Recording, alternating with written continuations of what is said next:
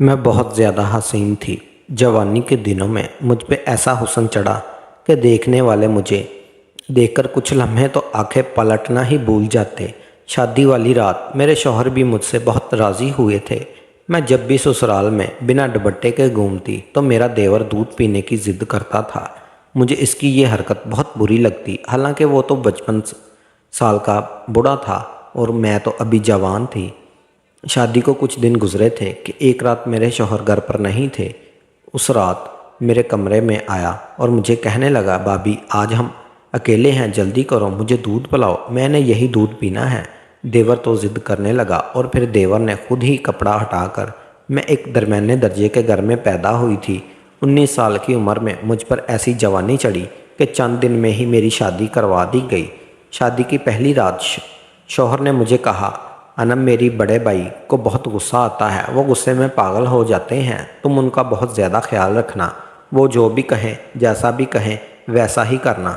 वैसे 4 दिन से मैं भी यही देख रही थी। जब भी मेरे शौहर अरसल को एक आवाज़ देते तो उनकी रंगत पीली पड़ जाती। फ़ौरन मेरे शौहर कमरे से बाहर निकल जाते। अरसल की बदहवासी देखकर मेरे दिल में भी देवर का बड़ा रौब जम गया था। उस दिन 5वां दिन था जब मैं सुबह के वक्त अरसल ने मुझसे कहा कि हम आज बाहर घूमने जाएंगे।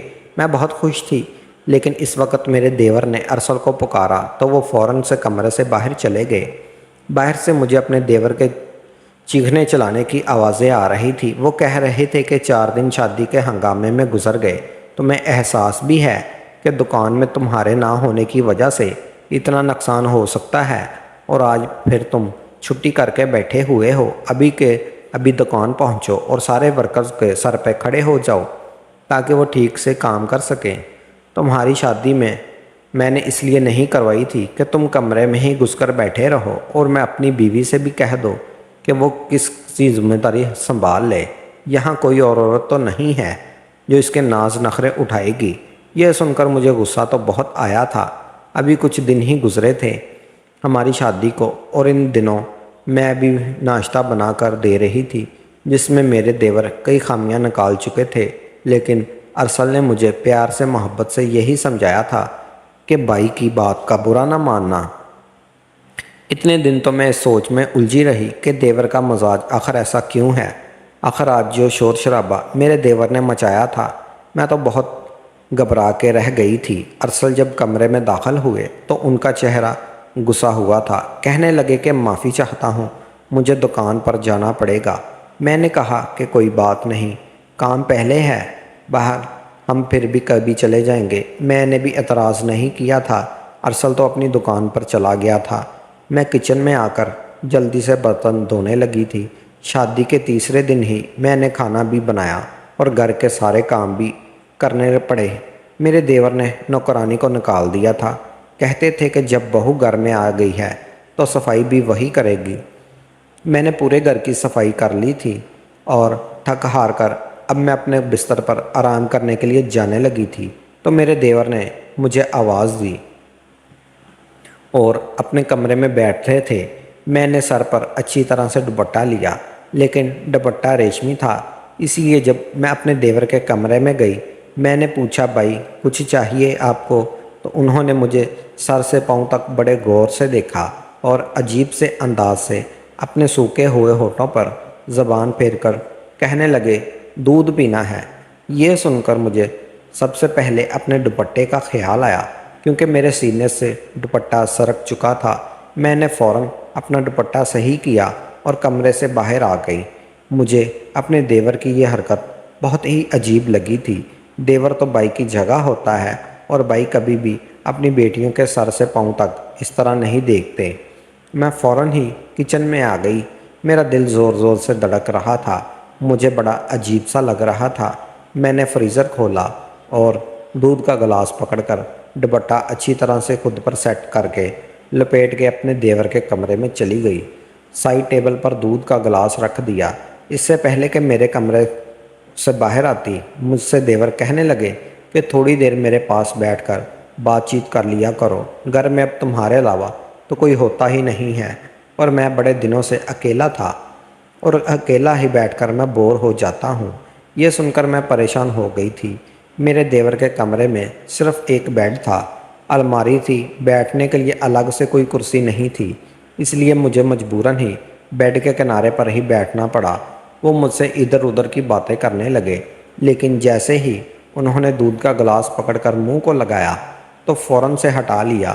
کہنے لگے، اتنا ٹھنڈا دودھ میں نہیں پی سکتا، مجھے تو گرم گرم دودھ پسند ہے۔ یہ کہتے ہوئے پھر میں ان کی نظریں میرے چہرے سے ہوتے ہوئے میرے پورے بدن پر سفر کرنے لگی۔ ان کی نظریں نہ جانے ایسا کیا تھا کہ میں الجھن کا شکار ہونے لگی تھی۔ میرے ماتھے پر پسینے کے قطرے صاف دکھائی دینے لگے تھے۔ کہنے لگے، جاؤ نہ اسے گرم کر کے لے آؤ۔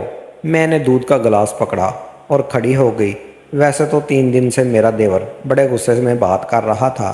جب ارسل گھر میں ہوتا تھا تو ان کا لہجہ بڑا ہی دھیما تھا، لگ رہا ہی نہیں تھا کہ یہ میرے وہی دیور ہیں جو 5 دن سے ارسل کو چلا چلا کر بلا رہے تھے اور غصے سے ارسل سے باتیں کر رہے تھے، ڈانٹ رہے تھے۔ میں نے دودھ پتلے میں ڈال کر ذرا سا گرم کر دیا، پھر گلاس میں ڈال کر اپنے دیور کے پاس لے گئی۔ جیسے ہی میں نے گلاس ان کے آگے بڑھایا، انہوں نے دودھ کے ساتھ ساتھ میرا ہاتھ بھی تھام لیا۔ مجھے تو جیسے پورے بدن میں کرنٹ سا دوڑنے لگا۔ میں نے فوراً گھبرا کر ہاتھ نیچے کرنا چاہا تو انہوں نے میرا ہاتھ چھوڑ دیا۔ میں کمرے سے باہر جانے لگی تو وہ کہنے لگے کہ ارے باہر کہاں جا رہی ہو، یہاں میرے پاس بیٹھو اور مجھ سے کچھ باتیں کرو۔ یہ تنہائی کا سماں تو مجھے اب اور بھی زیادہ ڈسنے لگا تھا۔ یہ کہتے ہوئے دیور نے ٹھنڈی آہ بھری۔ مجھے اب اور بھی زیادہ عجیب سا لگ رہا تھا۔ مجھے تو ان کی باتیں سن کر عجیب سا محسوس ہونے لگا تھا۔ پھر کہنے لگے، تم نے شادی کے اگلے دن جو کالے رنگ کا سوٹ پہنا تھا وہ بڑا ہی پیارا لگ رہا تھا، آج وہی پہن لینا۔ یہ سن کر مجھے اور بھی زیادہ برا لگا تھا۔ یہ فرمائش تو ارسل کو بھی مجھ سے کرنی چاہیے تھی، نہ کہ صرف میرا دیور۔ اب ارسل دکان پہ جاتا، میرا دیور مجھے اپنے کمرے میں بلا لیتا، مجھے عجیب نظروں سے دیکھتا، بار بار اپنے سوکھے ہونٹوں پر زبان پھیرنے لگتا، پھر کہتا مجھے دودھ پینا ہے، مجھے دودھ گرم کر کے دو۔ میں دودھ کا گلاس دے کر جانے لگتی تو میرا ہاتھ پکڑ لیتا، میرے پاس بیٹھ کر مجھ سے باتیں کرو۔ میں بھلا کیا باتیں کر سکتی تھی؟ میں کام کا بہانہ بنانے لگتی تو مجھے کھانا بنانا ہے، برتن دھونے ہیں۔ اصل میں مجھے یہ سب اچھا نہیں لگتا تھا۔ اب میرا دل بے چین سا ہونے لگا تھا۔ سوچ رہی تھی کہ مجھے ارسل سے بات کرنی چاہیے، لیکن کیسے کرتی؟ وہ تو اپنی بھائی کے سامنے کانپتا تھا، ایک ارسل بولتا تک نہیں تھا۔ ایک دن میں کچن کا سارا کام کر رہی تھی کہ میرا دیور اچانک سے کچن میں آ گیا، مجھے پیچھے سے پکڑ لیا، جھٹکے سے ٹیبل کے ساتھ لگا لیا اور پھر جو کچھ میرے ساتھ کیا میں بتا نہیں سکتی۔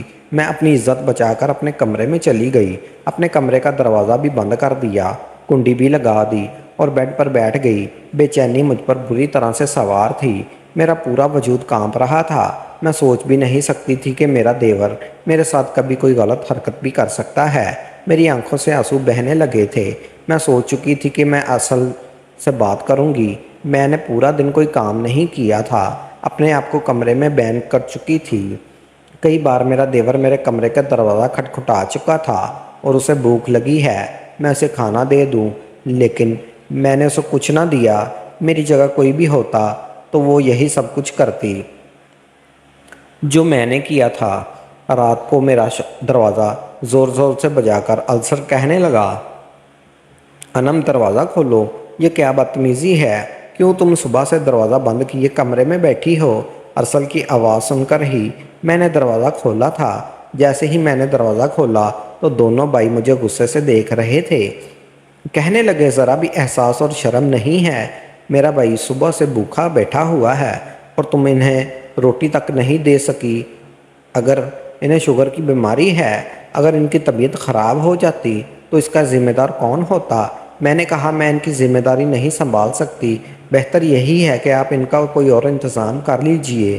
میرا یہ کہنا تھا کہ ارسل غصے سے بڑا کہنے لگا، یہ کیا بدتمیزی ہے؟ پیچھے سے میرے دیور کہنے لگے، دیکھ رہے ہو ابھی سے آئے ہو، 7 دن بھی نہیں ہوئے اور اس نے اپنے رنگ دکھانا بھی شروع کر دیے۔ میں پہلے ہی پتا تھا کہ یہ لڑکیاں شادی کے بعد ایسا ہی کرتی ہیں اور الگ ہونے کے خواب پہلے ہی آنکھوں میں سجا لیتی ہیں۔ میرا شوہر کہنے لگا کہ آج تم نے یہ بات کہہ دی انم، آئندہ سے اگر کہا تو ہاتھ میں طلاق دے کر تمہیں رخصت کر دوں گا۔ یہ سننا تھا کہ میری آنکھوں سے آنسو بہنے لگے تھے۔ میرے ابو کی پہلے سے ہی 3 بیٹیاں تھیں اور وہ شریف انسان تھے۔ بڑی مشکل سے ہی جہیز اکٹھا کر کے ایک بیٹی کی شادی کی تھی۔ میری ماں بھی مجھے رخصت کرنے کے وقت بول چکی تھی کہ کبھی بھی لڑ کر ہمارے گھر واپس مت آنا، اپنے شوہر اور دیور کی ہر بات ماننا اور اپنا گھر بسانے کی کوشش کرنا۔ لیکن جو کچھ میرا دیور چاہتا تھا وہ میں نہیں کر سکتی تھی۔ اس کی حرکت اور بدتمیزی دن بدن بڑھتی جا رہی تھی۔ اس وقت ارسل جتنے غصے میں تھے، میں اگر بتاتی تو یقیناً وہ مجھے جھوٹا ہی کہہ دیتے۔ میں نے کوئی جواب نہیں دیا اور جا کر میں بیڈ پر بیٹھ گئی۔ میرے دیور کہنے لگے، ارسل اس کو آخری بار سمجھا دو، اس کا دماغ صحیح کر دو، ورنہ پھر میں اس کی ماں سے جا کر اس کی بات کروں گا کہ سنبھالو اپنی بیٹی کو۔ یہ کہہ کر وہ غصے سے وہاں سے چلے گئے۔ میں نے ایک غصے بھری نظر سے اپنے دیور پر ڈالی تھی۔ ارسل کہنے لگے، تمہارے سر پر کون سا اتنا بوجھ ڈال دیا ہے جو تم سے گھر نہیں سنبھلا جاتا؟ میں نے کہا کہ کاش میرے ساس اور دیور ہوتے، اور آج میں جس حال سے گزر رہی ہوں کس حال سے نہ گزرتی۔ میری بات پر وہ مجھے غصے سے دیکھنے لگے، کہنے لگے، ایسی کون سے مسائل پیدا کر دیے ہیں؟ میں نے کہا، ارسل ایسا کرو، تم اپنے بھائی کی شادی کروا دو۔ میرا یہ کہنا تھا کہ ایک زوردار تھپڑ ارسل نے میرے منہ پر دے مارا اور کہنے لگا کہ شرم نہیں آتی تمہیں ایسی باتیں کرتے ہوئے؟ یہ میرے بھائی کی عمر شادی کی ہے، بھلا بھائی کی 2 روٹیاں بھی تم پر اتنی بوجھ بن گئی ہیں تو تمہیں پکانا بھی باری پڑ رہی ہیں۔ میں نے کہا، تم میری بات نہیں سمجھ رہے ہو۔ وہ کہنے لگے، یہ کون سی بات ہے جسے میں سمجھوں؟ میرے بھائی کی عمر 55 سال ہے، وہ بلڈ پریشر کے مریض ہیں، اور تم چاہتی ہو اس عمر میں بھائی کی ایک عورت کی ذمہ داری سنبھلے؟ اب میں انہیں کیا بتاتی کہ ان کا بھائی اپنے ہی بھائی کی بیوی پر نظر رکھے ہوئے ہے۔ میں نے کہا کہ آپ شادی کروا دیں، میں آپ کے بھائی اور بھابھی دونوں کو سنبھال لوں گی۔ اس پر وہ عجیب سا مسکرا کر کہنے لگا، دیکھو یہ گھر اور بزنس سب میرے بھائی کے نام پر ہے۔ اگر کوئی ان کی بیوی کی حیثیت سے آ گئی تو سب کچھ اسے اپنے قبضے میں ہی لے کر رہے گی، مجھے اور تمہیں دھکے مار کر گھر سے نکال دے گی۔ اس گھر سے بھائی کے غصے سے تم اچھی طرح سے واقف ہو۔ جب غصے میں آتے ہیں تو کسی کا لحاظ نہیں کرتے۔ میں بھی چپ چاپ بھائی کی سنتا ہوں۔ اب دوبارہ سے بھائی کی شادی کا نام مت لے لینا۔ یہ کہہ کر وہ کمرے سے وہیں نکل گئے۔ اب میں سوچ میں پڑ گئی تھی کہ مجھے کیا کرنا چاہیے۔ میں اپنے دیور کو کس طرح اس حرکت برداشت نہیں کر سکتی تھی، اور اسی طرح گھر جانے کا مطلب تھا کہ میں اپنا گھر برباد کر بیٹھی ہوں۔ میں تڑپ تڑپ کر آنسو بہا رہی تھی۔ دوبارہ سے آنسو صاف کرنے لگی۔ پھر وہاں ارسل کی آواز آئی، کہنے لگے، انم جلدی سے پراٹھا بنا کر دو، بھائی کو بازار کا کھانا ہضم نہیں ہوتا۔ میں نے باہر جا کر ناشتہ بنایا اور کمرے میں آ گئی۔ میں نے اس دن کھانا بھی نہیں کھایا تھا، لیکن ارسل نے بھی ایک بار بھی مجھے نہیں کہا کہ تم بھی پورے دن سے بھوکی ہو، کھانا کھا لو۔ مرد کبھی عورت کی پرواہ نہیں کرتا، بس اسے اپنے کاموں سے ہی مطلب ہوتا ہے۔ ارسل کا شمار بھی ایسے ہی مردوں میں ہوتا تھا۔ میں نے اس کے بعد خود کا خاموش کر لیا تھا۔ ارسل جب دکان پہ چلے گئے تو میرا دیور مجھے آواز دینے لگا۔ میں بڑی مجبوری میں اور بے بسی میں ان کے کمرے تک گئی تھی۔ مجھے دیکھ کر ہنسنے لگا تھا۔ تم کیا سمجھتی ہو تمہارے حسن کا جادو میرے بھائی کے سر پر چڑھ گیا ہوگا اور وہ تمہارے لیے مجھے چھوڑ دے گا، مجھ سے الگ ہو کر تمہیں ایک الگ گھر لے دے گا؟ اپنی سوچ کو بدلو۔ میں نے اس پر اچھی طرح سے کاٹ دینے پر وہ چاہ کر بھی کہیں نہیں جا سکتا، اور نہ ہی تم جا سکتی ہو۔ اس لیے میں نے کسی امیر گھرانے کی لڑکی سے اپنے بھائی کی شادی نہیں کی کہ کہیں وہ میرے بھائی کو ساتھ لے کر نہ چلی جائے۔ اس لیے تمہیں لے کر آیا تھا، کیونکہ میں جانتا تھا تمہارے باپ کے حالات ایسے نہیں ہیں کہ وہ تمہارا گھر بسانے کے بعد دوبارہ تمہیں اپنے گھر بٹھا سکے یا الگ کوئی اور گھر دلا سکے۔ اب اگر تم چاہتی ہو کہ تمہاری زندگی آسان ہو جائے تو تم وہی کرو گی جو میں تمہیں کہوں گا۔ میں بہت پریشان ہو کر رہ گئی تھی۔ میرا دیور کہنے لگا، جاؤ جا کر میرے لیے گرم دودھ لے کر آؤ۔ یہ سب میرے اندر آگ لگا دیتا تھا۔ میرا جی چاہتا تھا کہ میں اپنے آپ کو ختم کر لوں۔ ایسی گندی اور بکواس بری زندگی مجھ سے برداشت نہیں ہو رہی تھی۔ میں اب یہی کرتی تھی کہ کھانا اور دودھ دیور کے کمرے میں پہنچا کر فوراً باہر آ جاتی تھی۔ میں اس کے پاس بیٹھتی تھی، میں بات کرتی تھی، زیادہ تر وقت اپنے کمرے میں گزارنے لگی تھی۔ ایک دن تو حد ہی ہو گئی، میرے دیور نے ارسل کا بھی لحاظ نہیں کیا۔ رات کو کھانا کھا رہے تھے، میں نے اپنے دیور کی فرمائش پر قورمہ بنایا تھا۔ قورمہ بنا بھی بہت اچھا تھا۔ کھانا کھاتے ہوئے کہنے لگے، آج تو بابی نے میرا دل خوش کر دیا، بہت مزے کا کھانا بنایا ہے۔ ارسل یہ سن کر مسکرانے لگا۔ مجھے میرا دیور عجیب نگاہوں سے دیکھنے لگا، لیکن مجھے ذرا بھی خوشی نہ ہوئی۔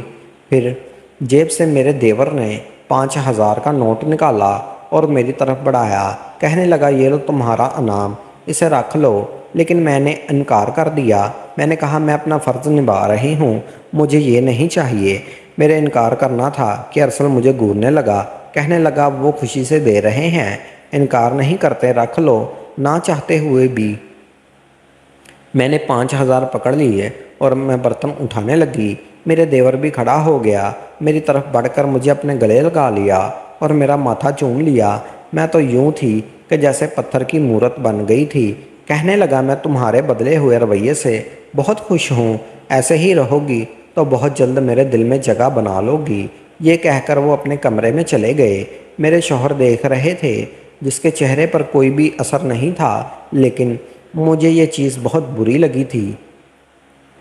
میں نے کہا کہ بھائی، یہ کون سا طریقہ ہے؟ ان کو چاہیے مجھ سے دوری رکھ کر بات کیا کریں۔ ان کا کیا حق بنتا ہے مجھے اپنے سینے سے لگانے کا؟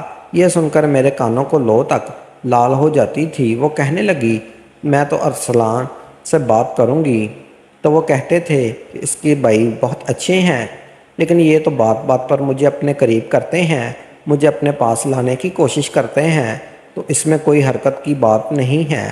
وہ عورت بھی 40 سال کی ہے اور بھائیوں کے رحم و کرم پر بڑی مشکل کی زندگی گزار رہی ہے۔ پہلے تو بھائی نے ٹکڑے دکھائے، لیکن پھر کچھ دن بعد خود ہی کہنے لگے کہ ٹھیک ہے، میں اس سے شادی کر لیتا ہوں۔ کچھ دنوں میں ہی اس سے میرے دیور کی شادی ہو گئی تھی اور اس سے یہ فرق پڑا تھا کہ گھر کا ماحول کافی حد تک بہتر ہو چکا تھا۔ ارسل اور مجھے خود کہتے تھے کہ تم نے ٹھیک کہا تھا، بھائی کو ایک بیوی کی ضرورت ہے۔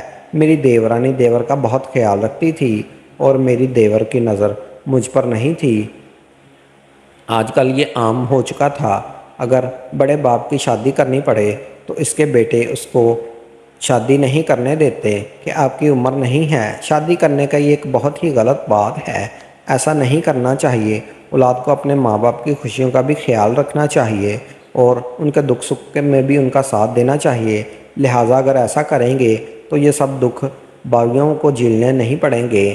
کچھ بیٹے یا بیٹیاں ایسی ہوتی ہیں جو کہتی ہیں، اگر باپ شادی کر لے گا تو جو نئی ماں آئے گی وہ ساری جائیداد پر قابض ہو جائے گی اور ہمارے حصے پر ڈاکہ ڈال لے گی۔ لیکن اسلام نے بھی انسان کو شادی کا حکم دیا ہے۔